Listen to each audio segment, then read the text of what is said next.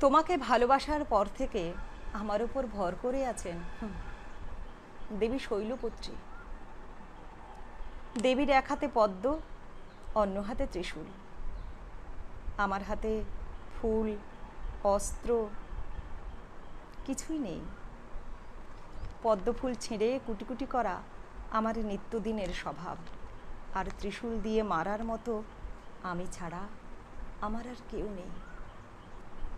আমার হাতে কেবল আছে প্রতীক্ষার নৈবেদ্য সাজানো একটা থালা। প্রতীক্ষাটা তোমার।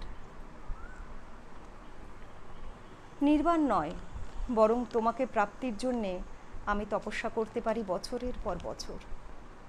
হিমালয়ের তীব্র তুষারে সাদা শাড়ি জড়িয়ে, খোলা চুলে, খালি পায়ে পাড়ি দিতে পারি